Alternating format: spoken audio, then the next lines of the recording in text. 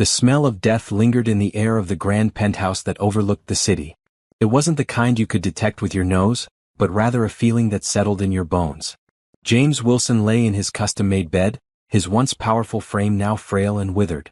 The doctors had given him 3 months to live 6 months ago. The mysterious illness that ravaged his body had no name, no cure, and apparently no mercy. His skin had taken on an ashen hue, and the sparkle that once lit his eyes had dimmed to nearly nothing. Machines beeped steadily around him, monitoring every failing aspect of his body. The best medical professionals money could buy had tried everything, but nothing worked. James Wilson, the man who built an empire from nothing, who controlled businesses worth billions across the globe, was losing the one battle that mattered most. "Mr. Wilson, your new cleaner is here," his personal assistant announced from the doorway. James didn't bother to look up. Staff came and went these days. No one lasted long around a dying man, especially one as demanding as him. "Send her in," he mumbled, his voice barely audible. The woman who entered was nothing remarkable at first glance. She wore a simple uniform, her hair tied back neatly. Her hands, though worn from years of hard work, moved with careful precision as she organized her cleaning supplies. "Good morning, Mr. Wilson," she said, her voice carrying a warmth that seemed out of place in the cold, sterile room. "I'm Rose. I'll be taking care of your living space from now on." James merely grunted in response. What did it matter who cleaned his rooms when he wouldn't be around to see them much longer? Rose worked quietly, but there was something different about her presence. She hummed softly as she moved about the room, and occasionally she would pause near the windows to adjust the curtains, letting in more light. "You don't have to do that," James said abruptly when she opened the blinds wider. Rose turned to him with a gentle smile. "The sunshine is good for you, Mr. Wilson. Even if it doesn't feel like it now." Something about her confidence irritated him. "What would you know about what's good for me? You're just the cleaner." If his harshness bothered her, she didn't show it. "I know that darkness doesn't help anyone heal. And everyone deserves a little light." James scoffed. "Heal? The best doctors in the world have tried to heal me. There's nothing to be done." He gestured weakly at the stack of medical reports on his bedside table. "I'm dying in case no one told you." Rose's eyes softened as she looked at him. Not with pity, James had seen enough pity to last several lifetimes, but with something else. Something that looked strangely like understanding. "Everyone's dying, Mr. Wilson. The question is how we live until then." Before James could respond to this unexpected philosophy from his cleaning lady, his personal assistant rushed back in, panic evident on his face. "Mr. Wilson, there's an emergency with the Tokyo acquisition. The board is requesting an immediate conference call." James tried to sit up, but a wave of dizziness forced him back down. "Tell them I'm unavailable." "Sir, they're threatening to pull out entirely if you don't address their concerns personally." James cursed under his breath. Even on his deathbed, the world wouldn't leave him in peace. He'd worked his entire life to build his company, and now he couldn't even die without it demanding more from him. A sudden, reckless idea came to him. Perhaps it was the delirium from his medication, or perhaps it was simply that he had nothing left to lose. He reached for his wallet on the nightstand, his fingers trembling as he extracted a sleek black card from it. He held it out, not to his assistant, but to Rose. "Take it," he told the cleaner. Rose hesitated, confusion clear on her face. "I don't understand, Mr. Wilson." "My black card. Unlimited access to my accounts. The Tokyo executives need reassurance? By their damn company. Whatever it takes." His assistant gasped. "Sir, you can't possibly." "I'm dying, Robert. What's the worst that could happen? She spends all my money?" James laughed bitterly. "I won't be around to miss it." Rose still hadn't taken the card. She looked at James with an expression he couldn't quite read. "Why would you trust me with this? You don't know me." James felt exhaustion washing over him again. "Consider it a final experiment. To see if there's any decency left in the world. Or maybe I just want to cause chaos one last time. Take it or don't, it makes no difference to me." Slowly, Rose reached out and took the black card from his trembling fingers. As their hands briefly touched, James felt an odd sensation, like a spark of energy passing between them. He dismissed it as another symptom of his failing body. "I'll take care of it, Mr. Wilson," Rose said quietly, slipping the card into her pocket. "Rest now." As James drifted off to sleep, he wondered idly what this strange woman would do with the power he'd just handed her. Would she empty his accounts and disappear? Would she try to save his company? In his increasingly rare moments of clarity, he realized he might have just made the most foolish decision of his life. Or perhaps his last. What James Wilson didn't know as he fell into a fitful sleep was that this reckless act would set in motion a chain of events that neither he nor Rose could have anticipated. And that the woman who quietly finished cleaning his room, occasionally glancing at him with thoughtful eyes, held more secrets than the simple uniform suggested. The black card sat heavy in Rose's pocket as she completed her work. It represented more than just money to her. It represented an opportunity, and perhaps, though she hardly dared to hope, a solution to a problem much bigger than a business deal in Tokyo. As she left the penthouse that evening, Rose made a phone call that would change everything. "I found him," she said simply to the person on the other end of the line. "And I think there might still be time." When James woke the next morning, he immediately sensed something was different. The constant pain that had become his unwelcome companion had subsided slightly. The fog that usually clouded his mind seemed thinner somehow. He attributed it to having a good night's sleep, something that had become increasingly rare as his condition worsened. His bedside table had been cleared of the usual clutter of medication bottles and replaced with a single glass of what looked like juice, deep purple in color with specks of green. Next to it was a handwritten note. "Drink this. Might help. Rose." James stared at the glass suspiciously. His first instinct was to call security and have the cleaner fired immediately. Who did she think she was, leaving some strange concoction for him? He had a team of doctors prescribing his every medicine, monitoring his every intake. And yet, what did he have to lose? With a shaky hand, he reached for the glass and sniffed the contents. It smelled earthy and slightly sweet. Before he could reconsider, he took a small sip. The taste wasn't unpleasant, tart with an underlying sweetness. He drank the rest slowly, expecting his body to reject it as it had rejected so many treatments before. But nothing bad happened. In fact, as the minutes passed, he felt a strange warmth spreading through his body, reaching places that had felt cold and dead for months. His phone rang, startling him out of his contemplation. "Mr. Wilson," his assistant's voice came through, sounding bewildered. "I'm calling about the Tokyo deal." James braced himself for bad news. He had given his black card to a cleaning lady in a moment of delirium. Surely she had maxed it out and disappeared. "The executives have agreed to all our terms. They've signed the preliminary paperwork this morning." James sat up straighter in bed. "What? How?" "That's what I'm trying to understand, sir. Ms. Rose attended the video conference in your name. She explained that you were indisposed but had entrusted her with full negotiating power. Then she offered them exactly what they wanted but with conditions that actually favor us in the long run. It was brilliant. They were so caught off guard they agreed almost immediately." James couldn't believe what he was hearing. "She did what?" "She saved the deal, sir. And somehow managed to improve our position in it. The board is ecstatic. They're asking if Ms. Rose will be handling more negotiations in your absence." James hung up without answering. His mind was racing, trying to make sense of what had happened. Who was this woman? Certainly not an ordinary cleaner. And what was in that drink she'd left him? As if summoned by his thoughts, there was a soft knock on his door, and Rose entered, pushing her cleaning cart. "Good morning, Mr. Wilson. You're looking better today." James studied her carefully. She wore the same simple uniform, her expression pleasant but unremarkable. Nothing about her appearance suggested she was the type of person who could negotiate multi-billion-dollar business deals. "The Tokyo acquisition," he said bluntly. "How did you do it?" A small smile played at the corners of her mouth. "I simply gave them what they wanted while protecting what matters to you." "And how would you know what matters to me?" Rose moved about the room, dusting surfaces with methodical precision. "Your company files are quite detailed if you know where to look. And people talk, Mr. Wilson. Your assistants, your board members, your doctors. They all have opinions about what you value. You accessed my company files?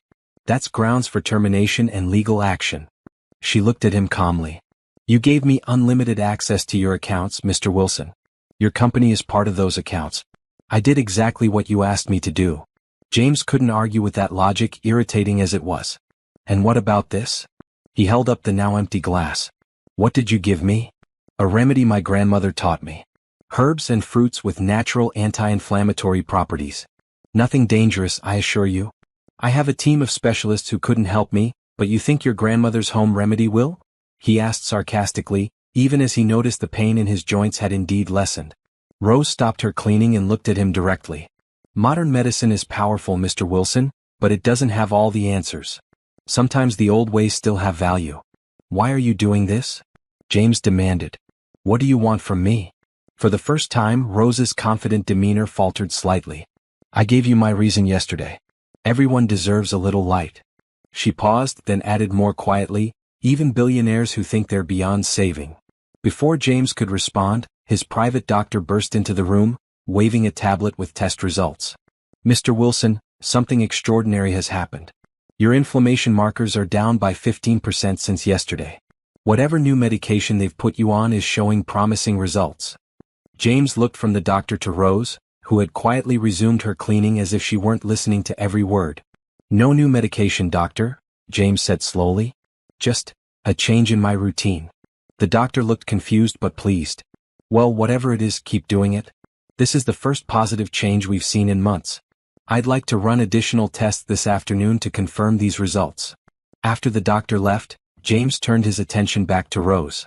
She was humming softly as she worked, seemingly oblivious to the significant moment that had just occurred. You still have my card, he said eventually. Rose nodded without looking up. I do. Would you like it back? James considered this question carefully. Everything he knew about business and self-preservation told him to say yes, to cut off this strange woman's access to his fortune immediately. But something else, curiosity perhaps, or the unfamiliar feeling of hope that had started to bloom in his chest, made him hesitate. Not yet, he decided. It seems you might be useful after all. Rose finally looked up at him, and for a brief moment, he thought he saw something like relief flash across her face. But it was gone so quickly he might have imagined it. As you wish, Mr. Wilson. Is there anything specific you'd like me to handle today? James leaned back against his pillows, feeling less weak than he had in weeks. Yes, actually. There's a children's hospital in the city that's been requesting funding for a new wing. My foundation has been holding back due to some concerns about their administration. Look into it. If you think it's worthwhile, make it happen. Rose nodded, a genuine smile spreading across her face. I'll take care of it right away. As she turned to leave, James called after her, and Rose? Bring me another glass of whatever that was tomorrow. Of course, Mr. Wilson. After she left, James found himself staring out the window at the city below. For the first time in months, he felt something other than resignation about his fate. It was probably foolish to get his hopes up based on one decent morning and slightly improved test results. His condition was terminal, all the doctors had agreed on that. And yet, as he watched the sunlight playing across the buildings outside, he couldn't help feeling that something significant had changed. Whether it was the mysterious drink, the unexpected business success, or simply the presence of someone who didn't treat him like he was already dead, James wasn't sure. What he did know was that he wanted to see what would happen next. A week passed then too. Each morning, Rose would arrive with her cleaning supplies and a fresh glass of the purple-green concoction. Each day James would drink it, and each day he felt incrementally better. His doctors were baffled by his improvement. The mysterious illness that had been consuming him seemed to be retreating little by little. During this time, James observed Rose carefully. She continued to clean his penthouse with the same quiet efficiency, but he now noticed things he had missed before. The way she studied his medical charts when she thought he wasn't looking. How she sometimes spoke on the phone in hushed tones, using terms that sounded medical in nature. The careful way she measured ingredients for his daily drink, adjusting the proportions slightly each time as if following some complex formula. Rose had also continued to use his black card, but not in ways he expected. She had indeed funded the children's hospital wing, after negotiating changes to their administration that impressed even James. She had made donations to medical research facilities focused on rare diseases. And most surprisingly, she had set up a program to provide healthy meals to underprivileged communities across the city. When James questioned her about these expenditures, her answer was simple: money should circulate to where it's needed most. It's like blood in the body, it needs to flow freely to keep the whole system healthy. Today, James felt strong enough to sit in a chair by the window instead of remaining bedridden. He watched as Rose arranged fresh flowers on a table nearby. "Who are you really?" he asked abruptly. Rose's hands stilled for a moment before she continued her task. "What do you mean?" "I'm your cleaner." No ordinary cleaner negotiates business deals, understands complex medical terminology, or knows how to treat an illness that stumped the best doctors in the country. Rose turned to face him, her expression unreadable. "People can be many things, Mr. Wilson. Just as you're more than just a billionaire. Stop deflecting. I want the truth. Who are you and what do you want from me?" Rose sighed and sat down in the chair opposite him. For a long moment, she seemed to be considering her words carefully. My name is Rose Johnson. That part is true. I am a cleaner now, but I wasn't always. She paused.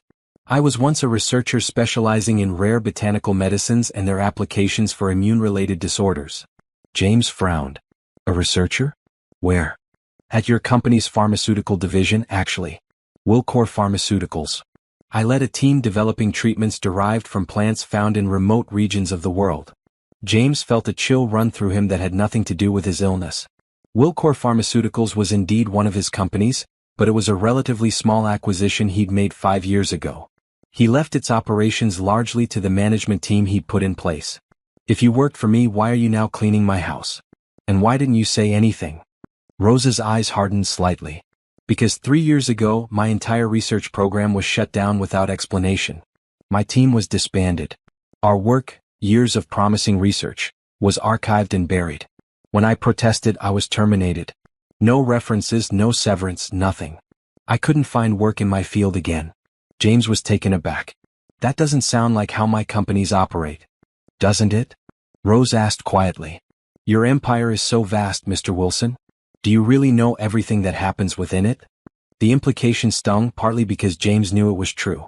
In recent years, as his companies expanded globally, he had become more removed from day-to-day operations.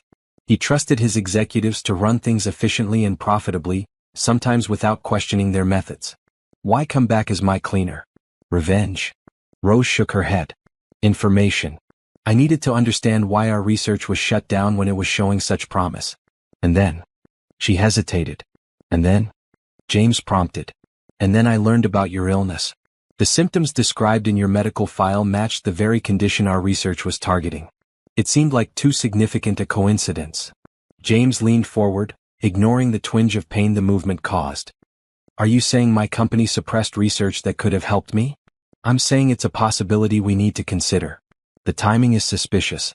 Our program was shut down right around the time your first symptoms appeared. James felt the room spinning around him, and not from his illness.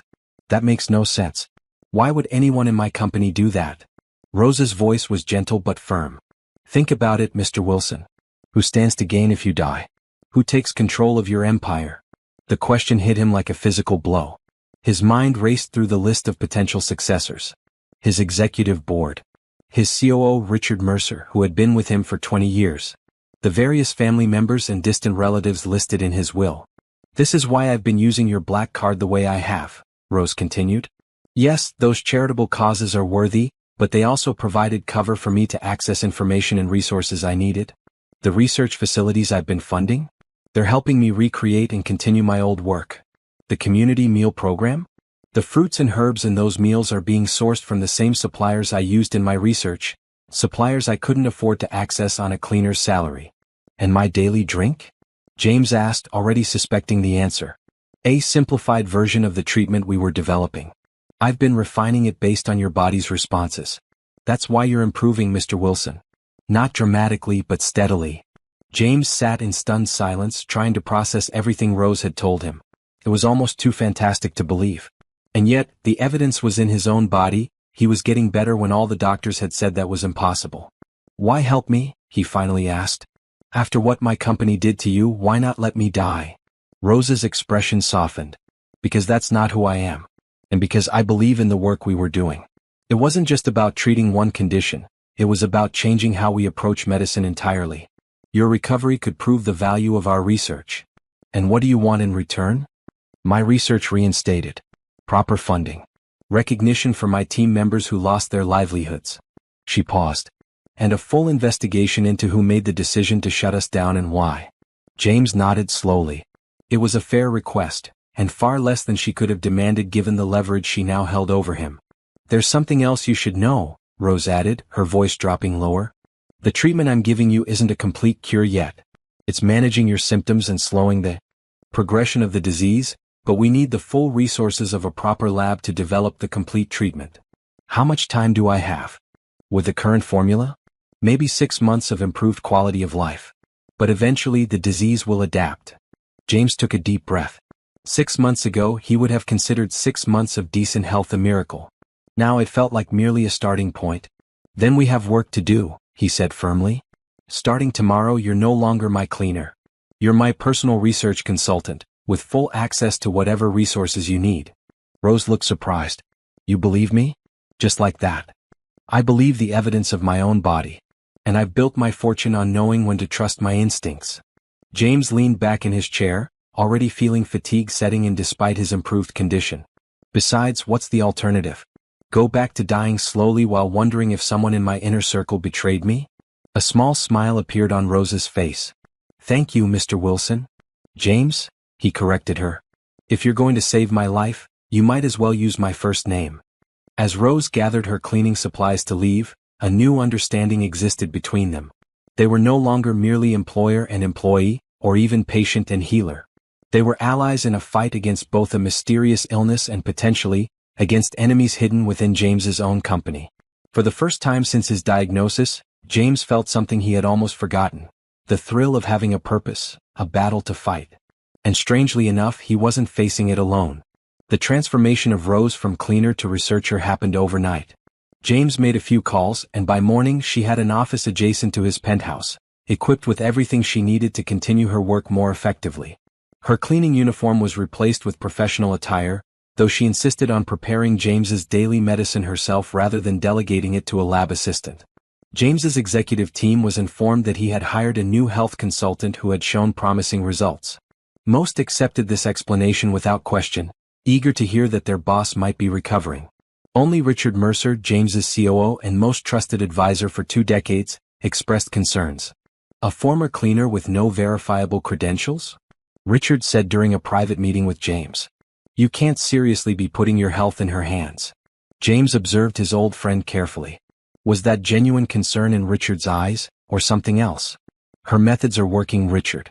That's all that matters to me right now. And these unusual expenditures she's making with your accounts? The board is starting to ask questions. The board works for me, not the other way around, James reminded him sharply. Any concerns should come directly to me. Richard sighed, running a hand through his salt and pepper hair. I'm just looking out for you, James. As I always have. You're vulnerable right now, and this woman appears out of nowhere with miracle cures and immediate access to your funds. Surely you can see how that looks. There was truth in Richard's words, and a week ago, James might have agreed with him. But now doubt had been planted. Was Richard's concern genuine, or was he one of the people who might benefit from James's death? Your concern is noted, James said finally. But my decision stands. Rose stays and her work continues.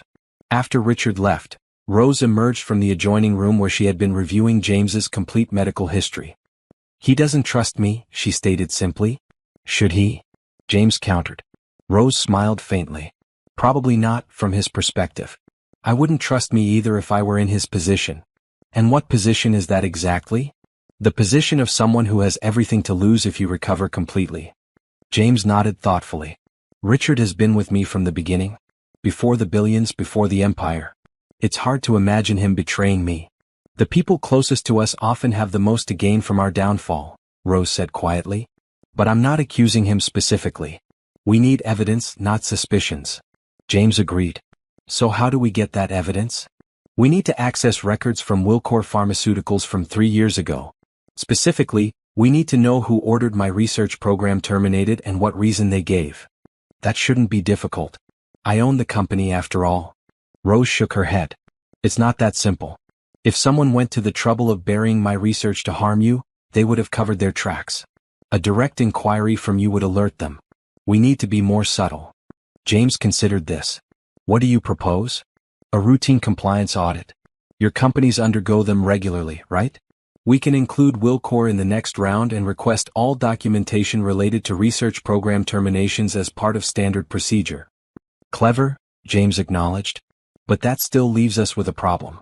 If someone in my company is behind this, they might still have access to your research data. We need that to complete the treatment. Actually, Rose said with a hint of pride, I may have anticipated something like this happening. When our program was terminated, I managed to smuggle out backup copies of our most critical findings. Not everything, but enough to give us a foundation. I hid them where no one would think to look. Where? In a safety deposit box registered to my grandmother.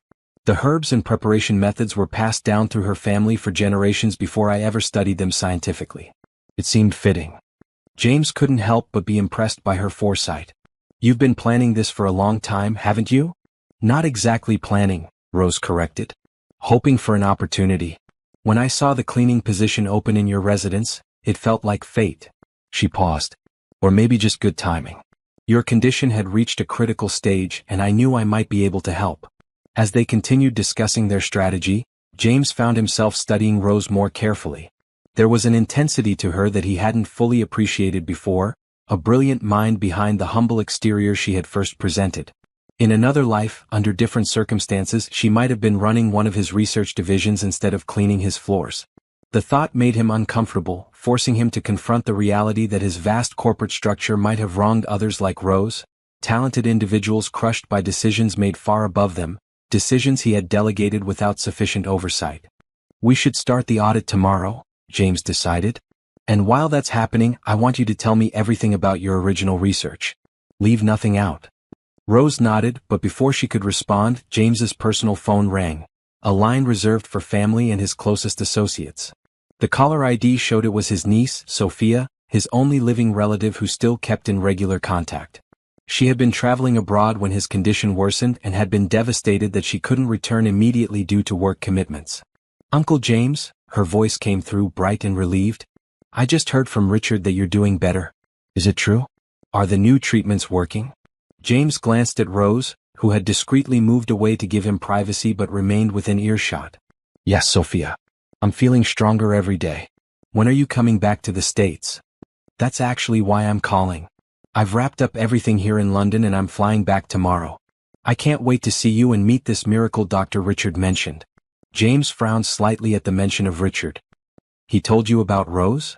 Just that you have a new health consultant who's showing promising results. Oh, Uncle James, I'm so relieved. I've been so worried about you. I've missed you too, Sophia. We'll catch up properly when you're here. After he hung up, Rose approached again. Your niece? James nodded. Sophia. The daughter of my late brother. She's the only family I have left who isn't just waiting for their inheritance. He paused. At least, I believe so. Rose's expression was sympathetic. It must be difficult, never knowing people's true intentions. It's the price of wealth, James said simply. You learn to live with it. Is that why you gave your black card to a complete stranger? To see what would happen. James smiled ruefully. Perhaps. Or maybe I was just tired of being surrounded by people who treated me like a dying man rather than a living one. Their eyes met, and for a moment, something unspoken passed between them. A recognition of the unusual circumstances that had brought them together and the even stranger alliance they now shared. The moment was interrupted by James's assistant announcing that the audit team was assembled and ready for instructions. It was time to begin their investigation in earnest.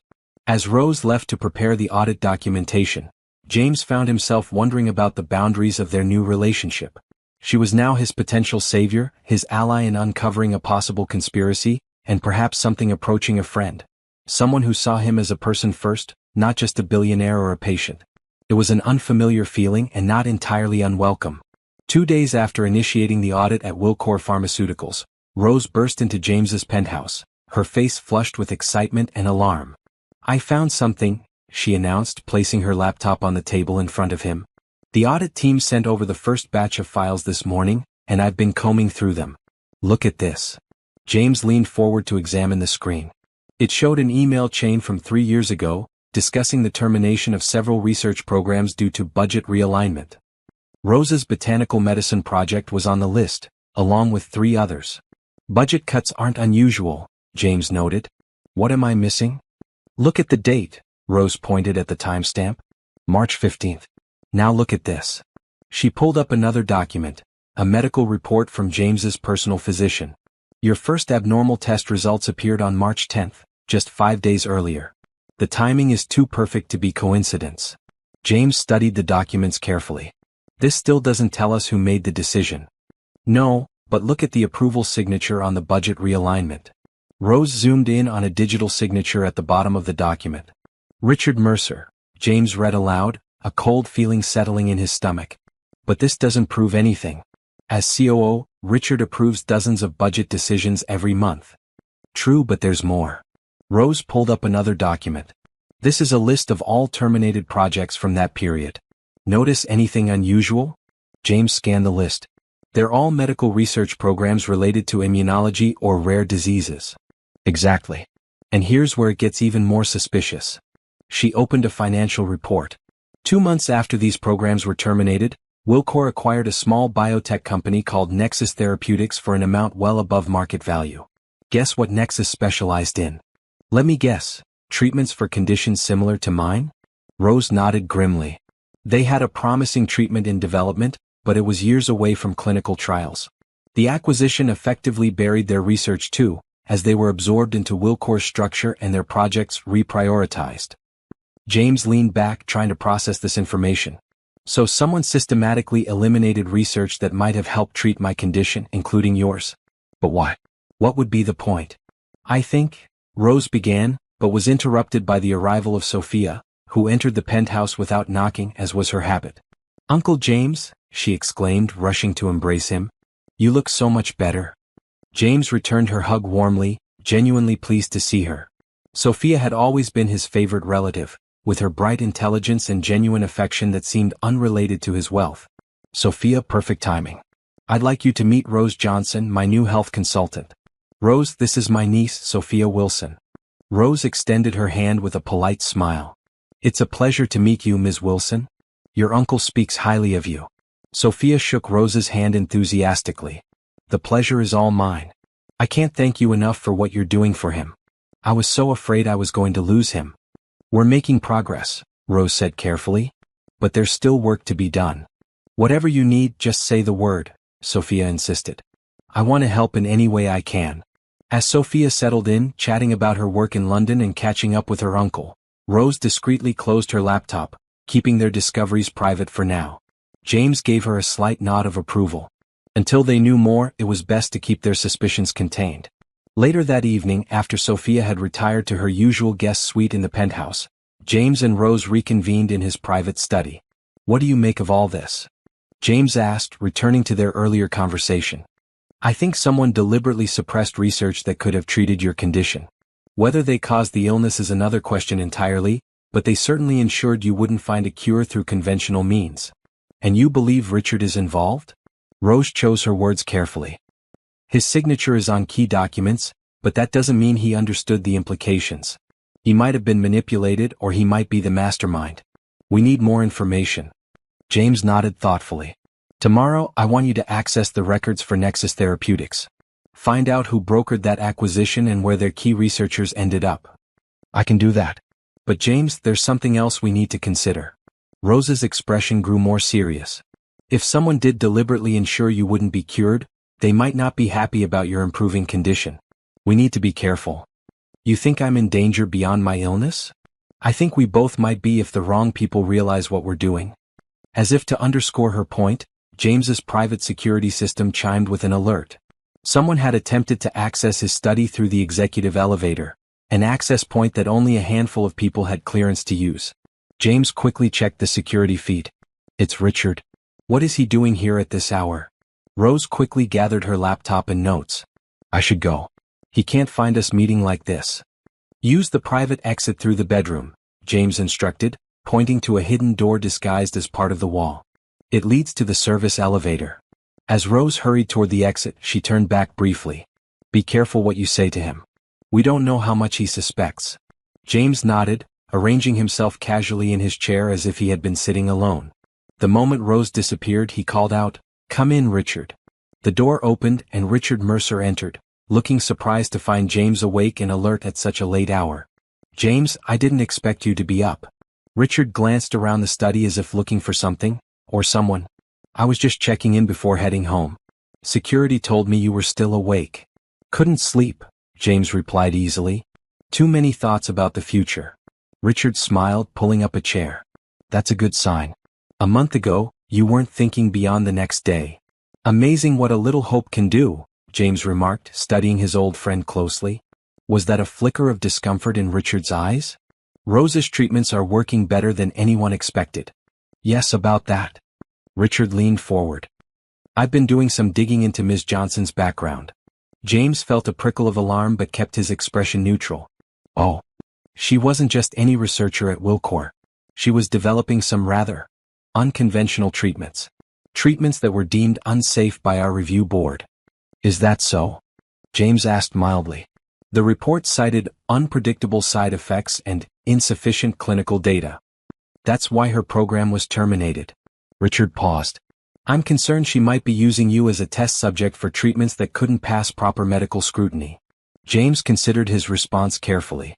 And you're only bringing this to my attention now? After weeks of noticeable improvement in my condition? Richard shifted uncomfortably.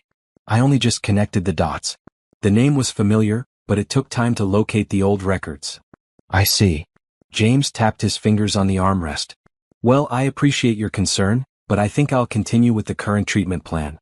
The results speak for themselves. James, be reasonable. She could be doing more harm than good in the long run. Let me arrange for a proper medical team to analyze whatever she's giving you. The request seemed innocent enough, but James now viewed it through a lens of suspicion. Was Richard trying to get access to Rose's formula to suppress it further? Or perhaps to replicate it and take credit? That won't be necessary, James said firmly. But speaking of Wilcor, I've included them in our newest compliance audit. Standard procedure, nothing to worry about. Richard's reaction was subtle but unmistakable, a tightening around the eyes, a momentary stillness. Any particular reason why?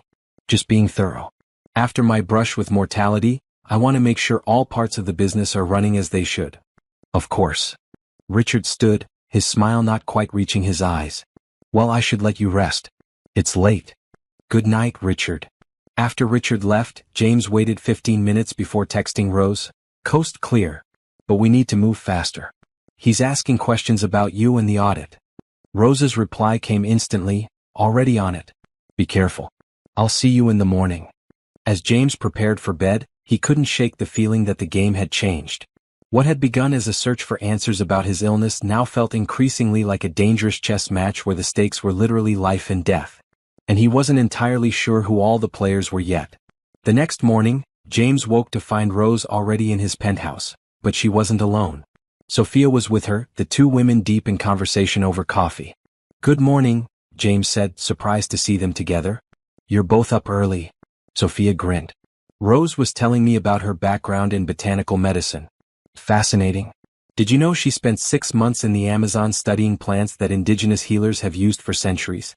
I didn't, James said, giving Rose a questioning look. How much had she shared with Sophia? Just the basics of my research, Rose explained, reading his expression.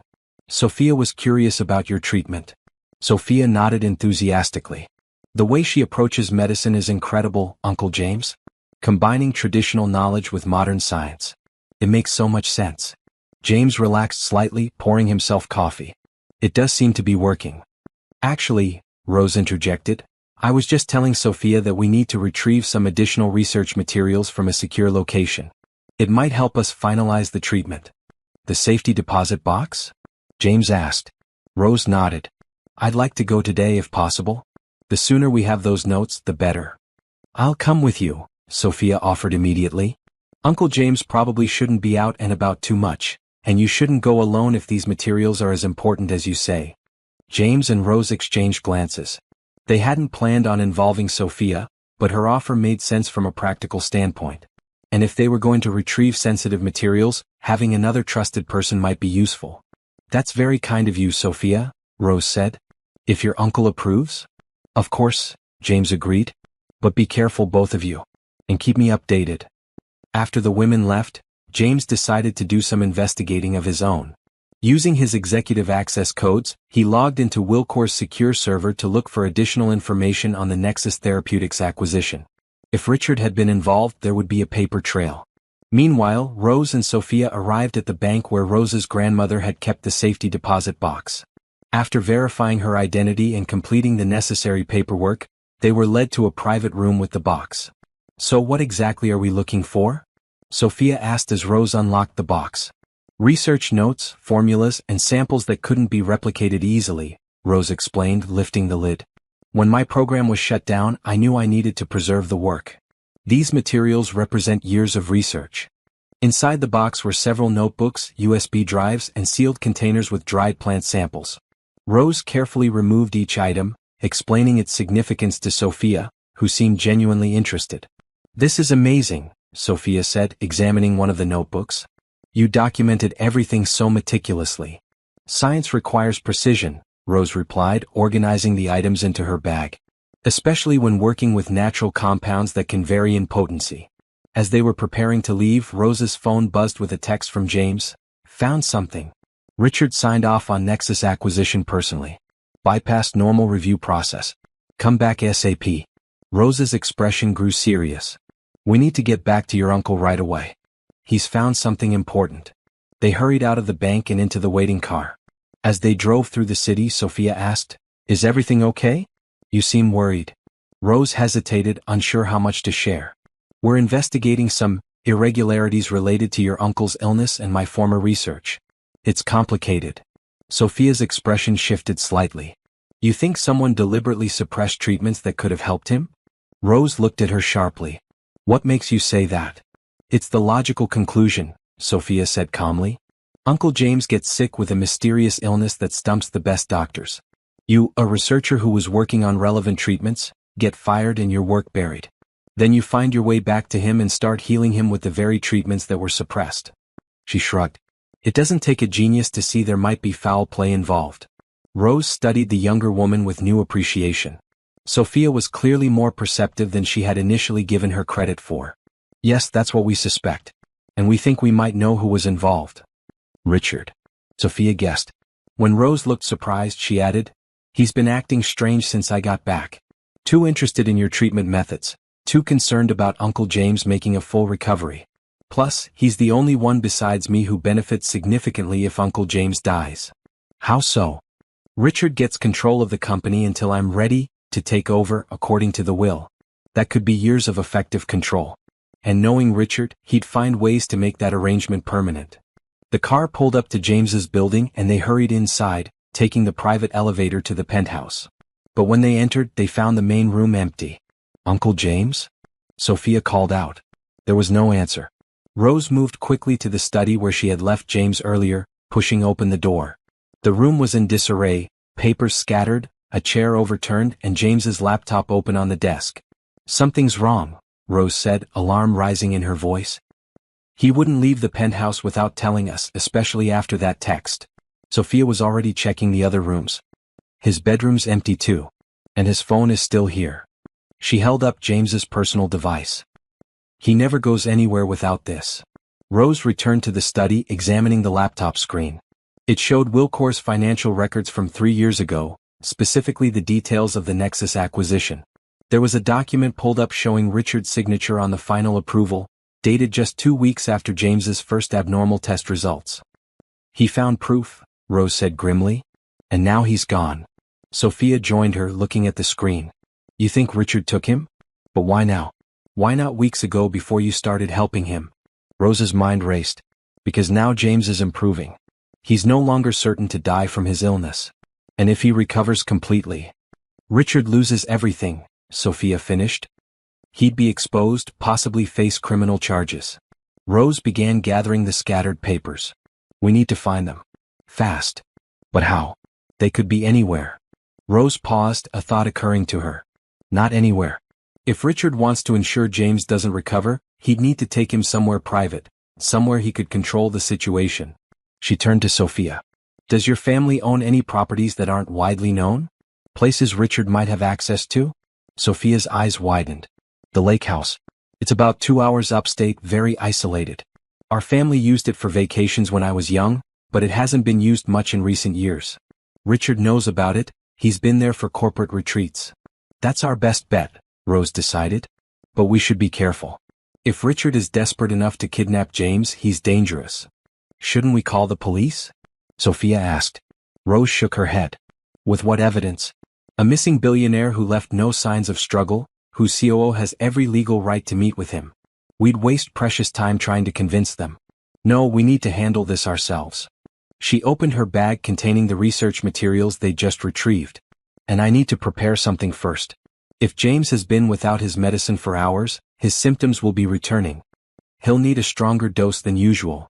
Sophia watched as Rose efficiently combined various dried plants and extracts into a small container. You really care about him, don't you? Beyond just wanting to prove your research works. Rose's hands stilled momentarily. I do. It started as a mission to reclaim my work, but now... She shook her head. Let's focus on finding him first. Within 30 minutes, they were in Sophia's car, racing toward the lake house. Rose had prepared a double dose of James's medicine and packed the most critical research materials. As they drove, Sophia made casual conversation, clearly trying to keep their spirits up despite the tension. So, what happens after you cure my uncle? Will you go back to your research full-time? That's the plan, Rose replied, keeping her eyes on the road ahead. With proper funding and recognition this time. You could have demanded anything from him, you know. With the leverage you had, holding the only treatment that works. Yet you just asked for your research to be reinstated. Why? The question caught Rose off guard. Because that's all I ever wanted. The chance to help people with my work. Your uncle's recovery is the proof I need to make that happen. Sophia smiled. You're not what I expected.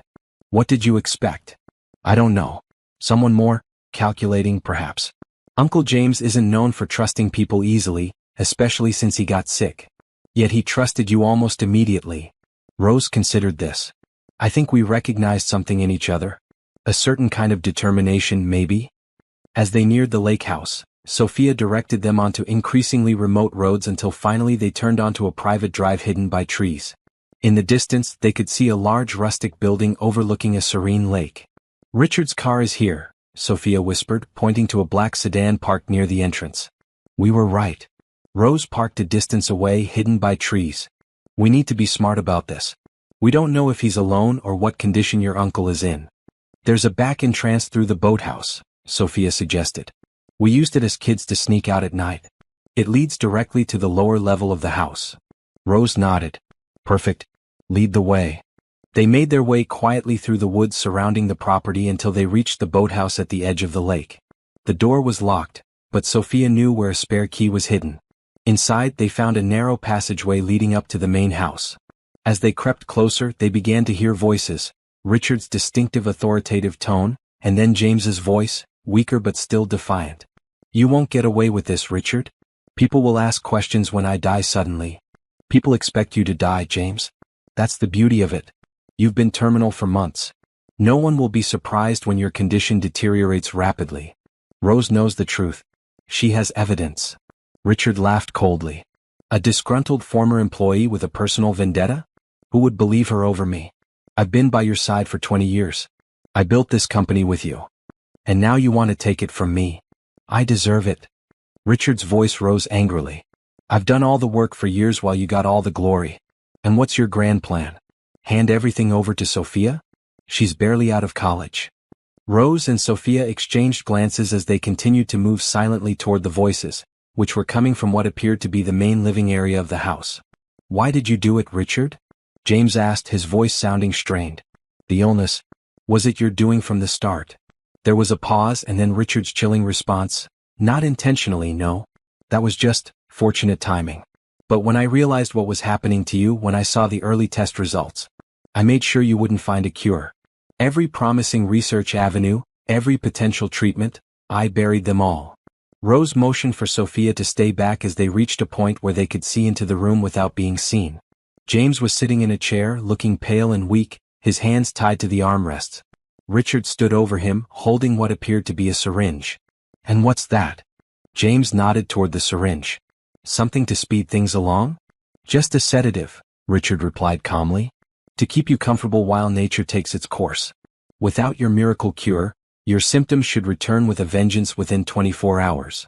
I just need to keep you here, away from Rose and her treatments, until it's too late. Rose knew they needed to act quickly. James's deteriorating condition was visible even from a distance. His breathing was labored, and his complexion had taken on the sickly pallor she remembered from when she first started treating him. She turned to Sophia, whispering, I need to get my medicine to him soon. Can you create a distraction? Sophia nodded determinedly. Without hesitation, she stepped out from their hiding place and walked directly into the room. Hello, Richard, she said calmly. Looking for me too? Richard spun around, shock evident on his face. Sophia, what are you doing here? Saving my uncle, she replied simply.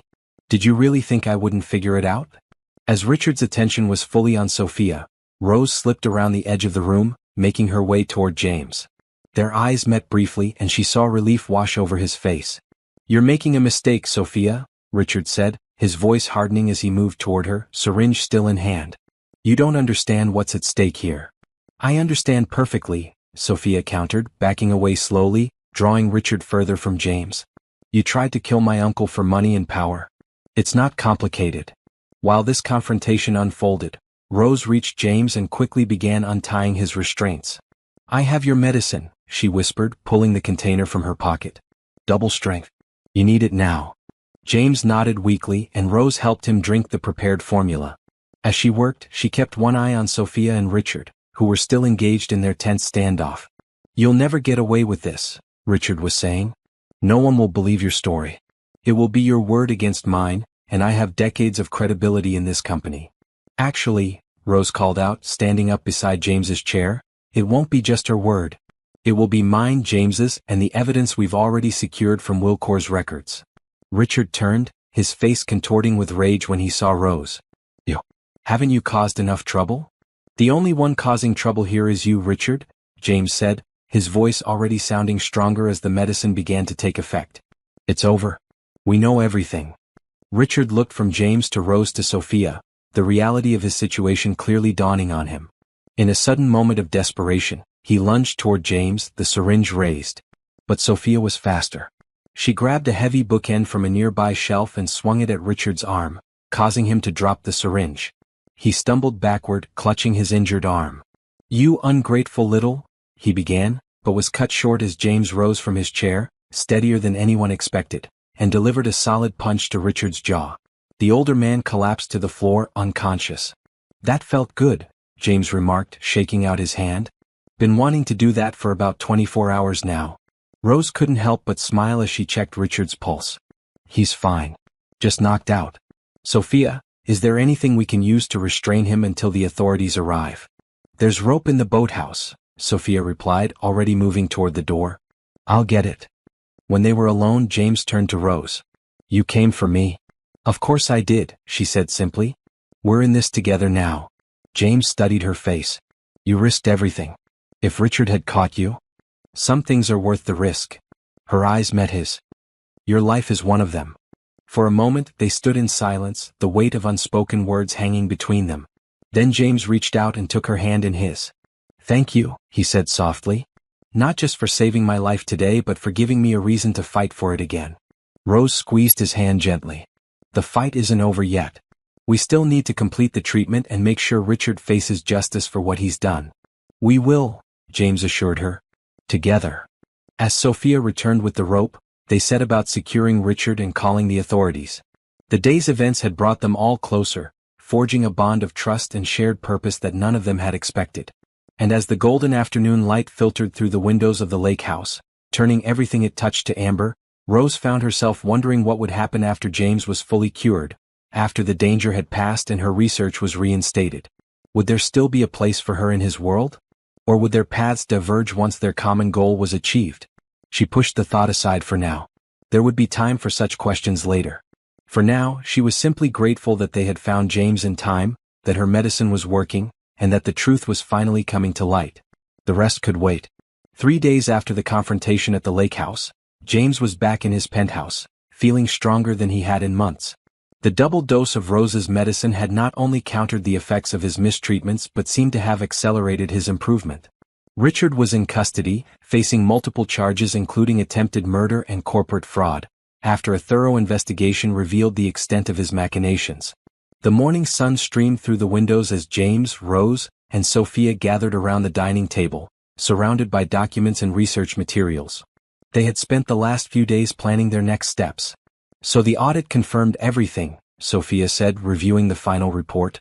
Richard systematically shut down all research that could have helped treat your condition, and he did it just days after your first symptoms appeared. James nodded grimly. And he admitted to the rest during his interrogation. He didn't cause my illness, that was just terrible luck, but he made sure I wouldn't find a cure. When Rose started working here and my condition improved, he panicked. With good reason, Rose added, organizing her research notes. The treatment is working even better than I expected. Your latest blood work shows significant improvement in all markers. But it's not a complete cure yet, James reminded them. You said yourself the current formula is only managing the symptoms and slowing the progression. Rose smiled, a hint of excitement in her eyes. That's what I wanted to show you both today.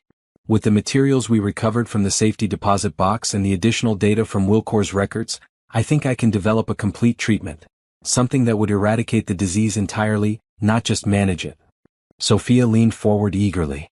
Really? That's incredible. It will take time, Rose cautioned. And resources.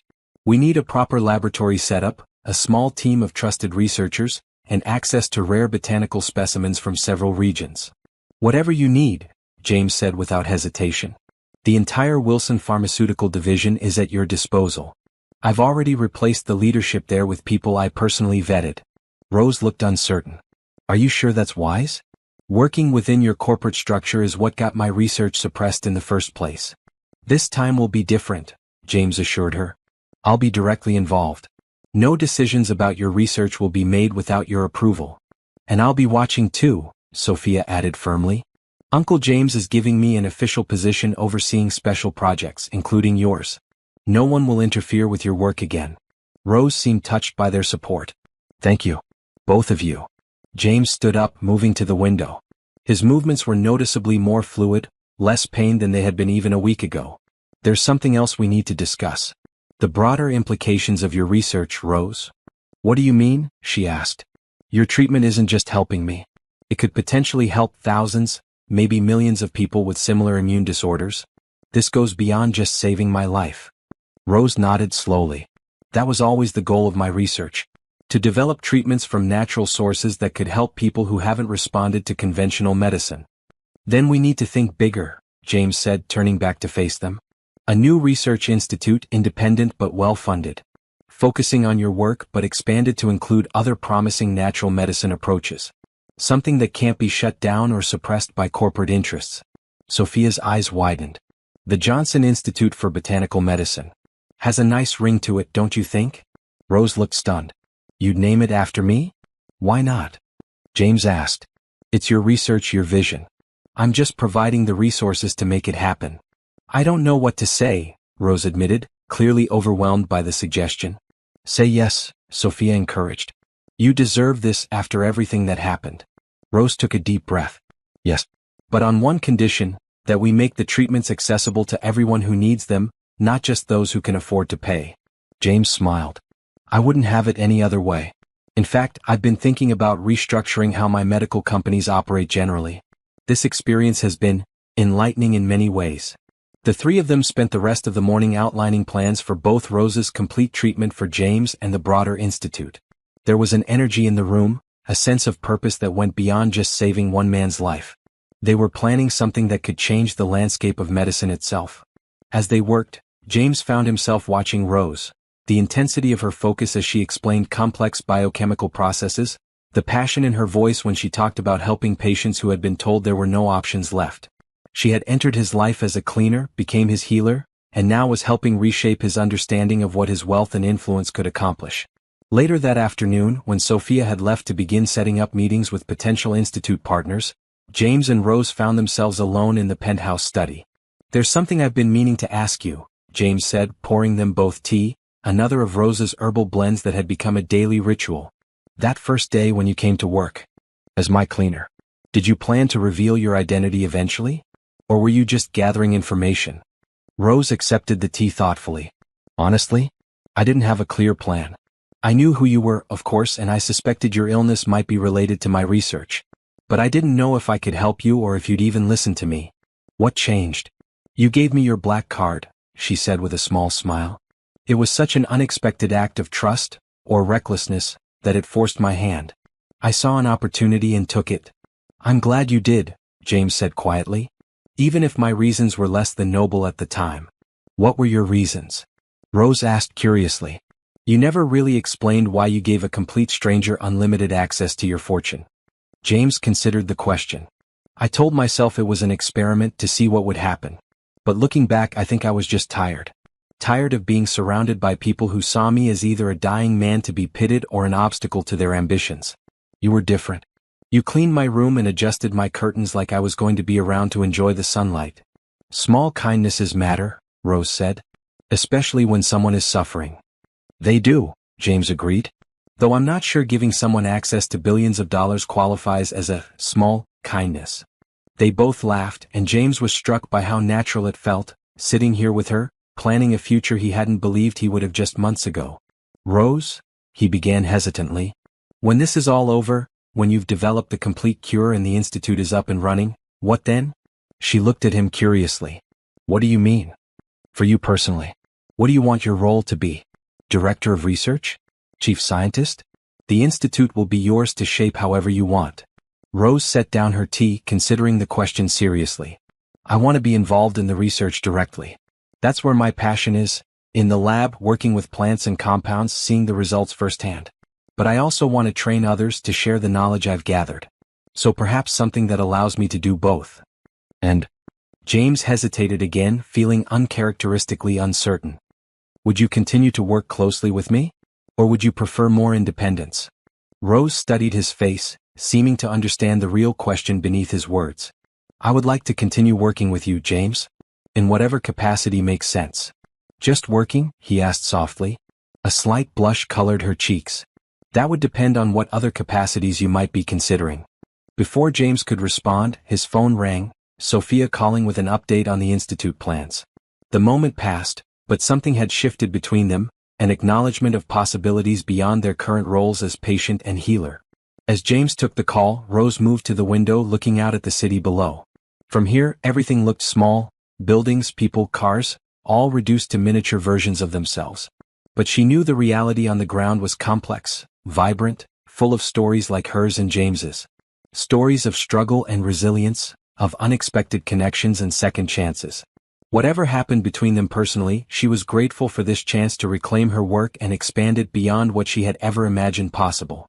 The Johnson Institute could help countless people, could validate traditional healing practices that had been dismissed by conventional medicine for too long. And James Wilson, the billionaire who had handed her his black card in what might have been the last reckless act of a dying man, would be by her side as they built it together. It wasn't the future she had envisioned when she first applied for the cleaning position in his penthouse. It was better.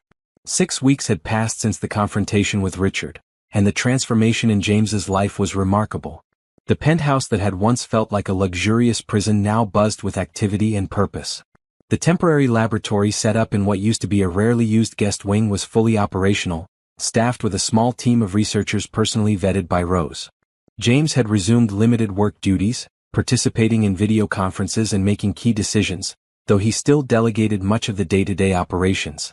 His recovery continued steadily, with each week bringing noticeable improvements in his strength and stamina. Today was particularly significant.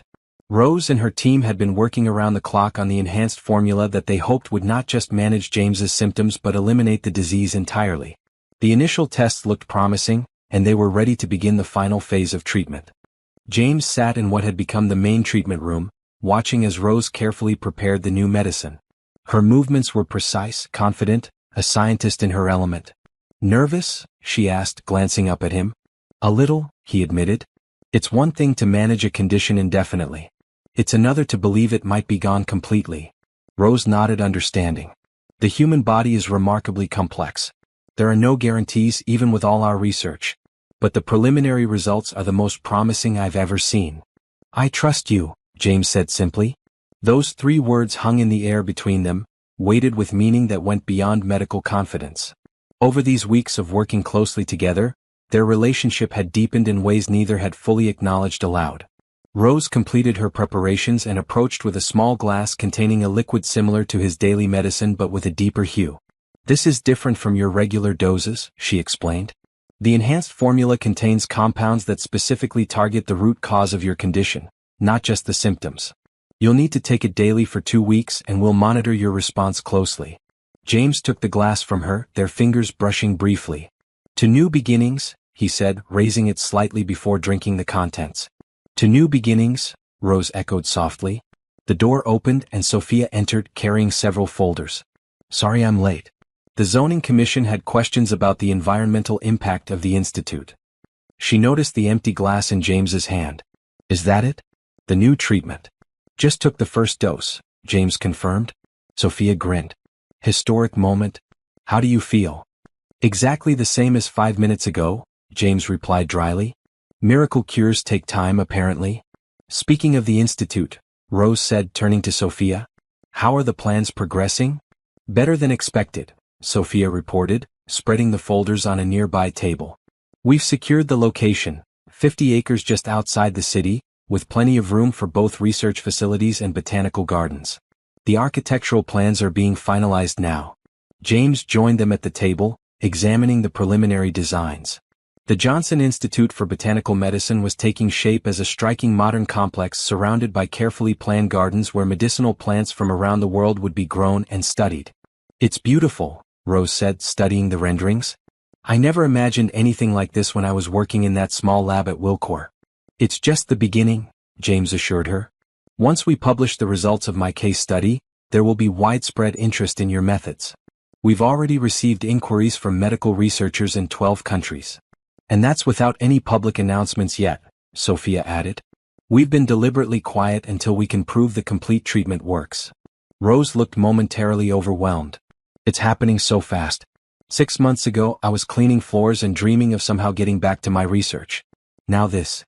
James placed a gentle hand on her shoulder. You earned this, Rose.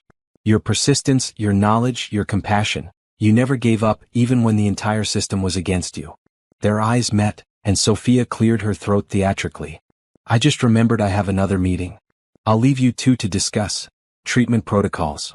With a knowing smile, she gathered her folders and left the room. Alone again, James and Rose shared a laugh at Sophia's transparent excuse. She's not exactly subtle, James noted. No, but she's been incredibly supportive, Rose replied. I couldn't have asked for a better ally in all this. She likes you, James said simply. So do I, for that matter. Rose's eyes softened. I like you too, James.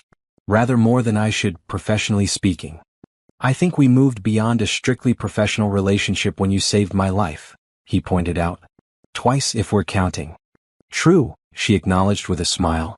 Though that does raise questions about what happens next. With the institute taking shape and your treatment promising full recovery, my role as your personal healer is becoming less necessary. James moved closer to her. I was rather hoping you might consider a different role in my life. What did you have in mind? She asked, her voice barely above a whisper. Before he could answer, one of the lab assistants burst into the room, excitement written across her face. Dr. Johnson. The results from the latest molecular binding tests are in. You need to see this immediately. Rose gave James an apologetic look before following the assistant to the lab. James smiled to himself, recognizing that some interruptions were worth the wait. Their personal conversation could continue later. The potential breakthrough in her research took priority now. That evening, after the excitement in the lab had settled, Rose found James on the penthouse terrace, gazing at the sunset painting the sky in vibrant oranges and pinks. Sorry about earlier, she said, joining him at the railing. Important news? He asked. Rose's face lit up with barely contained excitement. Potentially revolutionary. The molecular binding tests show that the enhanced formula is targeting the disease markers with unprecedented precision. If these results translate to human application, to your treatment, we could be looking at complete remission within weeks, not months. That's wonderful news, James said sincerely. It is, Rose agreed. But that's not all. She hesitated, then continued. The tests revealed something we hadn't anticipated. The formula doesn't just target your specific condition. It has applications for a whole class of immune disorders. Conditions that affect millions of people worldwide. James turned to face her fully. You've discovered more than just my cure. It seems that way, she nodded, her eyes shining. My grandmother's traditional remedies, combined with modern scientific methods, might change treatment protocols for conditions that have stumped conventional medicine for decades. The institute will be even more important than we thought, James realized. Yes. We'll need to expand our research team, conduct broader clinical trials. Rose's mind was clearly racing with possibilities. James reached out and took her hand, bringing her focus back to the present moment. This is your legacy, Rose. A gift to the world that started with you trying to help one stubborn billionaire. She laughed softly. A stubborn billionaire who took a chance on his cleaner. Best reckless decision I ever made, James murmured, drawing her closer. As the last rays of sunlight disappeared below the horizon, they stood together at the edge of not just a physical precipice overlooking the city, but at the threshold of something new and profoundly meaningful for them both. 3 months later, the first phase of the Johnson Institute for Botanical Medicine was completed. The main research building stood proudly amid carefully landscaped gardens where medicinal plants from around the world were already taking root. Inside, state-of-the-art laboratories hummed with activity as researchers explored the potential of Rose's groundbreaking formulas. But today the institute was quiet. Most of the staff had been given the day off to prepare for tomorrow's grand opening ceremony. Only Rose remained, walking through the empty laboratories, taking a moment to absorb how far they had come. She paused at a window overlooking the central garden, where a statue was being installed. A bronze representation of hands cradling a small plant, symbolizing the marriage of traditional healing wisdom and modern science that formed the Institute's foundation. The plaque at its base read, "In honor of those who kept ancient knowledge alive, so that it might heal future generations." "What do you think?" James's voice came from behind her. Rose turned to find him standing in the doorway looking healthy and vital, a far cry from the pale, weakened man she had first met nearly a year ago. His final blood tests had come back the previous week, showing no trace of the disease that had once threatened his life. The enhanced treatment had worked exactly as they had hoped. "It's perfect," she said, gesturing to the statue. "A beautiful reminder of why we're doing this work." James joined her at the window. Sophia insisted on the statue. Said we needed something symbolic at the heart of the Institute. She was right, Rose nodded. Science needs heart to give it purpose. They stood in comfortable silence for a moment, watching as workers made final adjustments to the installation below. "Nervous about tomorrow?" James asked eventually. Rose took a deep breath. "A little. I'm not used to being in the spotlight. When I was developing these treatments in my small lab at Wilcor, I never imagined standing on a stage in front of media outlets from around the world." "You'll be brilliant," James assured her. "Just speak from your heart about the work. That's what people need to hear." Rose glanced at him gratefully. "Will you be standing with me?" "Every step of the way," he promised. "Though I think tomorrow is really your moment. The world needs to see that this institute is your vision, not just another wealthy man's project." "It's our vision now," Rose corrected him gently. "I may have had the knowledge, but you provided the means to make it a reality. Neither of us could have done this alone." "True enough," James acknowledged. "We make a good team." "We do," Rose agreed, her voice softening. "In more ways than one." The past 3 months had seen their relationship evolve beyond professional collaboration. As James's health returned and the institute took shape, they had grown closer, finding in each other not just mutual respect but genuine affection and understanding. Their different backgrounds, he from a world of immense privilege, she from humble beginnings, seemed to complement rather than divide them. "Actually," James said, reaching into his pocket, "I wanted to give you something before tomorrow's chaos." He pulled out a small velvet box and handed it to Rose. She opened it carefully to find not jewelry as she had half expected, but a key. "What's this for?" she asked, confused. "The original lake house," James explained. "Where Richard took me that day. I've had it renovated and converted into a private retreat center for patients receiving treatment at the Institute. People who need somewhere peaceful to recover, away from hospitals and clinical settings." Rose looked up at him, deeply moved. "You've transformed a place of fear into one of healing. That seems to be our specialty," James smiled. "The key is symbolic, of course. The retreat center belongs to the Institute. But I wanted you to be the first to hold it, since you were the one who found me there." "Thank you," Rose said simply, closing her fingers around the key. "For everything." James took her free hand in his. "I should be thanking you. You gave me back my life, Rose. Not just by treating my illness but by showing me a different way to use my resources, my influence." "You made that choice yourself," she reminded him. "You could have taken the treatment and continued as before." "No," James shook his head. "After experiencing what it's like to face death, to be truly vulnerable, I couldn't go back to seeing the world the same way. And after meeting you, someone who gave up everything for their principles, who uses their knowledge to help others regardless of profit, how could I not want to be better?" Rose felt a warmth spreading through her chest at his words. This man, who had once handed her his black card in a moment of reckless resignation, had become someone she admired deeply, someone she loved. The thought no longer startled her as it once had. Their journey together had been unusual from the start, cleaner and billionaire, healer and patient, now partners in creating something meaningful that would outlast them both. "There's something else I've been wanting to ask you," James said, his tone growing more serious. Something I've been thinking about for a while now. Rose looked at him expectantly, her heart quickening slightly at his expression. The institute is established. My health is restored. We've accomplished what we set out to do together, he began. But I find myself hoping that this isn't the end of our story. That we might begin a new chapter. One that's not about cures or institutes or business, but simply about us. What kind of chapter did you have in mind? Rose asked softly, though she suspected she knew the answer. James smiled, the warmth in his eyes reflecting what she felt in her own heart. One where we explore what we've found in each other, away from the pressures of life-threatening illness and corporate intrigue. Where we see if this connection between us is as remarkable as I believe it to be.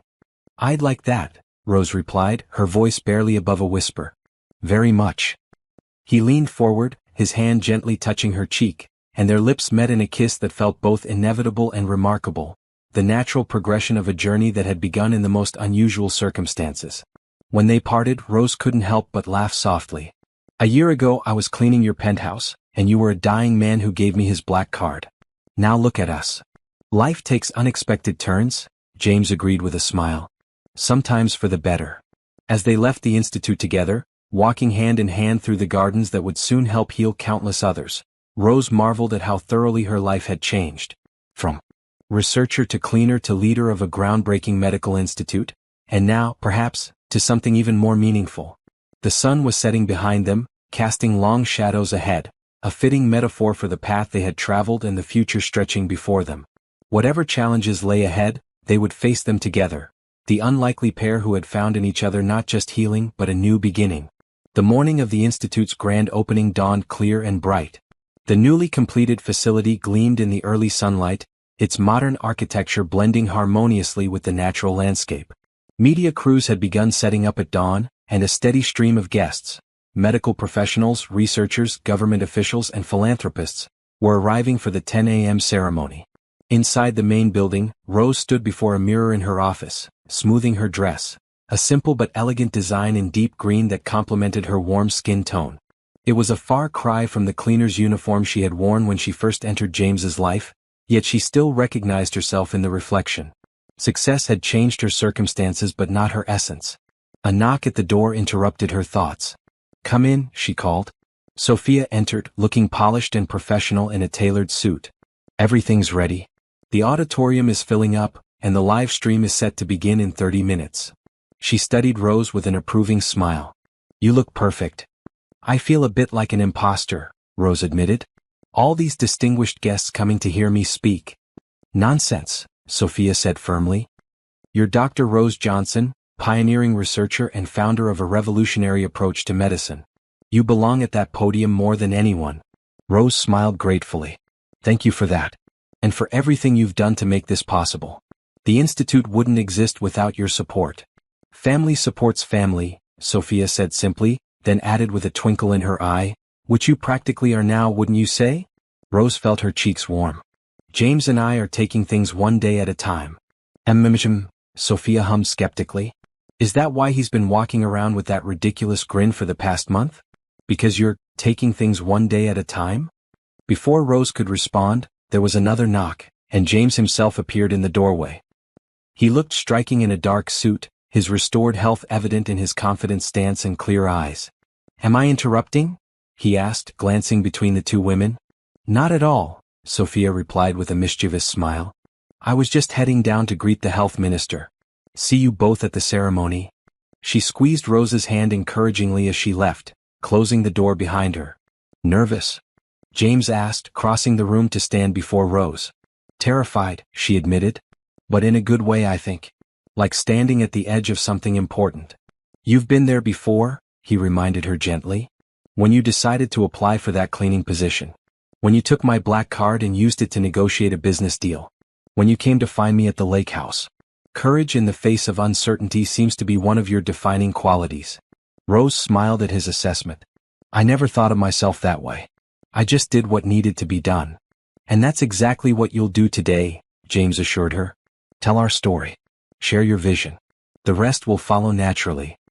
He reached into his pocket and pulled out a small object, a simple charm on a delicate chain shaped like a leaf. "I wanted you to have this today. It's not fancy or expensive, but it reminded me of where this all began." Your grandmother's remedies, the plants that saved my life. Rose was touched by the thoughtfulness of the gesture. It's perfect. Would you? She turned, and James fastened the necklace around her neck, his fingers warm against her skin. When she faced him again, he took both her hands in his. Before we go out there, I want you to know something. Whatever happens today, whatever comes next for the Institute or for us, meeting you was the most fortunate thing that ever happened to me. Not because you saved my life, although I'm profoundly grateful for that, but because you changed it. For the better. Rose felt tears threatening to form and blinked them back. You changed mine too. You gave me the chance to finish what I started, to help people on a scale I never imagined possible. Partners then, James said softly. In all things. In all things, Rose agreed, squeezing his hands. A gentle chime sounded over the intercom system, the 10-minute warning for the ceremony. Ready to change the world, Dr. Johnson? James asked with a warm smile. As ready as I'll ever be, Mr. Wilson, she replied, matching his tone.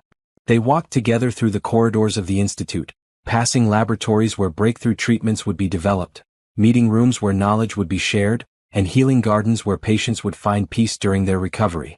Each space represented a piece of their shared vision, a vision born from the most unlikely of beginnings. As they approached the auditorium, the sounds of the gathered crowd grew louder. Just before they reached the entrance, Rose paused. James, she said quietly, there's something I've been meaning to tell you. He looked at her questioningly. When I first came to work for you, my only goal was to reclaim my research and prove its value. I never expected. She hesitated, searching for the right words. I never expected to find someone who would understand me so completely, who would share not just my professional goals but my perspective on what really matters in life. James's expression softened with understanding. I know. I felt the same surprise. After years of wealth and success, I'd grown cynical about genuine connections. Then you appeared, with your stubborn integrity and your healing hands, and suddenly everything was different. Rose took a deep breath, gathering her courage for what she wanted to say next. What I'm trying to tell you is that I love you, James Wilson. Not the billionaire, not the Institute founder, just you, the man who had enough compassion left in him to give a stranger a chance. The words hung in the air between them, simple but profound. James's face broke into a smile that reached his eyes, crinkling the corners in a way that had become dear to Rose. I love you too, Rose Johnson. The woman who cleaned my house, saved my life, and then decided to stick around and see if I was worth her time. Rose laughed, the tension of the moment breaking into joy. You definitely are. Though you can be quite stubborn about taking your medicine. Only at the beginning, he protested good-naturedly. I'm a model patient now. True, she conceded, reaching up to straighten his tie. You've certainly exceeded expectations. The final chime sounded, indicating it was time for them to take their places for the ceremony. With one last shared smile, full of new promises and possibilities, they entered the auditorium together, greeted by enthusiastic applause from the assembled guests. The stage was set with a simple podium before a large screen displaying the Institute's logo, a stylized plant emerging from cupped hands, encircled by the words Johnson Institute for Botanical Medicine, honoring ancient wisdom, embracing modern science. As James delivered the opening remarks, introducing Rose to the audience and briefly outlining the story of his own recovery, she watched him with quiet pride. This was the man who had trusted her when he had every reason not to, who had given her the resources to prove what she had always known to be true, that nature held healing secrets that science was only beginning to understand. When it was her turn to speak, Rose approached the podium with steady steps, the small leaf charm resting against her collarbone like a talisman. She looked out at the sea of expectant faces, researchers, doctors, media, potential patients, and began to share their story. She spoke of traditional knowledge preserved through generations, of plants with healing properties yet to be fully explored by modern medicine.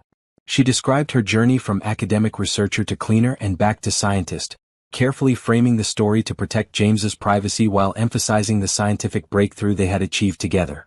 As she outlined the Institute's mission and future research directions, Rose felt a profound sense of having come full circle.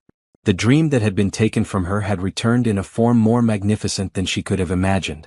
And along the way, she had found not just professional vindication but personal fulfillment in the most unexpected of places. The ceremony concluded with the official ribbon cutting, performed jointly by Rose and James, symbolizing their partnership in this venture. As camera flashes captured the moment, James whispered in her ear, "Beginning of a new chapter." Rose smiled, knowing he meant not just for the institute but for them as well. Whatever the future held, they would face it together. The cleaner who became a healer and the billionaire who found his true wealth in being healed. Later that evening, after the guests had departed and the media had filed their stories, Rose and James stood alone in the central garden of the institute. The statue of hands cradling a plant was illuminated by soft lights, casting gentle shadows across the newly planted beds where medicinal herbs from around the world were beginning to take root. "What are you thinking?" James asked, his arm around her shoulders as they contemplated their creation. "I'm thinking about my grandmother," Rose replied softly.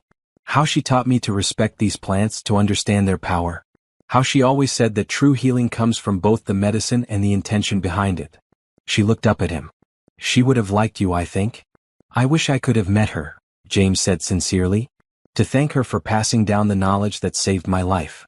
"In a way, you're thanking her through this," Rose gestured to the institute surrounding them. "Every person who finds healing here will be part of her legacy too." James nodded thoughtfully. "And part of ours."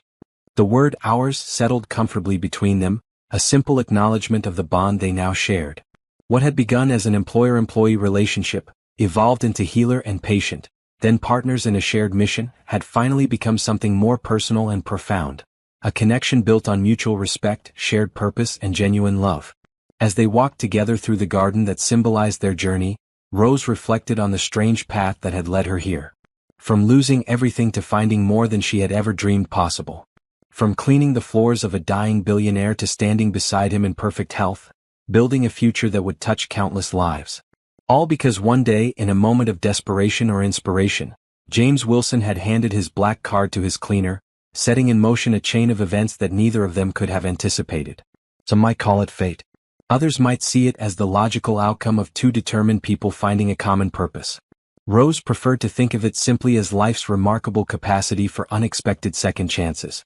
And as the evening stars appeared above them, she silently thanked whatever forces had brought them together, the cleaner and the billionaire, the healer and the healed, and led them to this moment of shared triumph and quiet joy. It wasn't the ending either of them had expected. It was better. 5 years later, the gardens of the Johnson Institute were in full bloom, creating a vibrant backdrop for the celebration taking place in its central courtyard. White chairs had been arranged in neat rows facing an arch decorated with medicinal flowers and herbs, a fitting tribute to the journey that had brought everyone together today.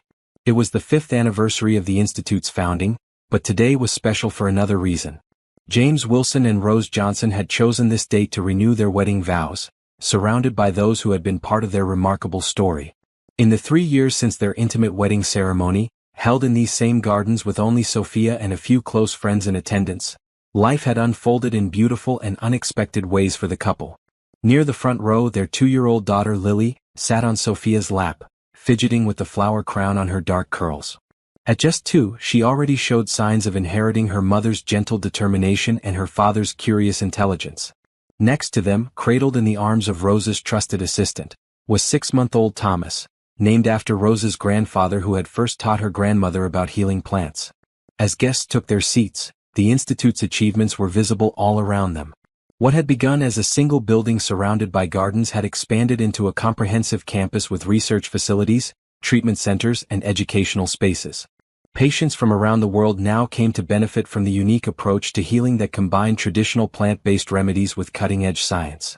But perhaps the most significant success story stood at the edge of the garden, waiting for the ceremony to begin. James adjusted his tie nervously, looking more like an anxious groom than a man who had been happily married for 3 years. "Do I look all right?" he asked the man beside him. Dr. Martin Chin, the Institute's director of clinical research, smiled at his friend's uncharacteristic anxiety. "For the 5th time, yes. Rose will be just as impressed as she was on your first wedding day." "That was smaller," James reminded him. "Just family.